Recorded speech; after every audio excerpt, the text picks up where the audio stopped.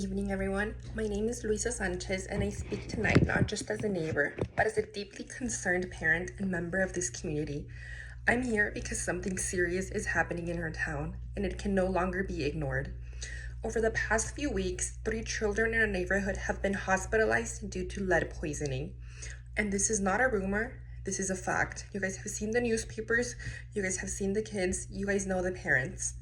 Tests have confirmed elevated levels of lead in both the soil and water near the Cherryvale community, particularly around the facilities operated by Durite. Let's be very clear. Lead is a neurotoxin. It does irreversible damage to developing brains and bodies. And as we saw in the newspaper articles, and as many of us know, the youngest child to be contaminated was only 2 years old. It causes learning disabilities, behavioral issues, and long-term health consequences. And unlike many environmental hazards, this isn't invisible anymore because it's putting our kids in hospital beds. Kids that should be out in the community playing, kids that should be going to school, kids that should not be forced to be in a hospital bed over something that could have been prevented. We are not talking about abstract data here. We're talking about toddlers and school children who play in the parks, drink from the tap, and rely on us adults to keep them safe and to provide them this safe childhood environment to be kids.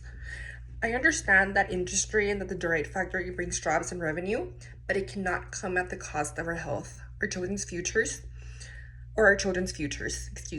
Safe environmental practices are not optimal, they are a basic duty.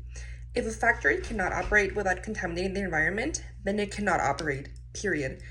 And I'm sorry if that's a statement that offends anyone, and I'm sorry for the people that work in the factory, but the lives and health of our kids are always going to be more important to me. Tonight, I ask city officials, health authorities, and the factory's management, where are the accountability measures? You sit here and you tell us that you use the highest amount of technology to prevent this from happening, but yet the 3 kids that are sitting in the hospital bed begs to differ that you guys actually did something to prevent this from happening. What testing are you going to do? And what are the cleanup plans in place? Because the contamination is still out there and it's still happening, and there's still kids that could come up to be contaminated, not just kids, even us as adults. And how will the community be compensated and protected going forward? And to everyone here, this isn't just a fight for the families that have already been infected. It's all of ours. Every kid drinks water and every family lives on this land. We must demand transparency, independent testing, and immediate remediation. No more delays and no more excuses.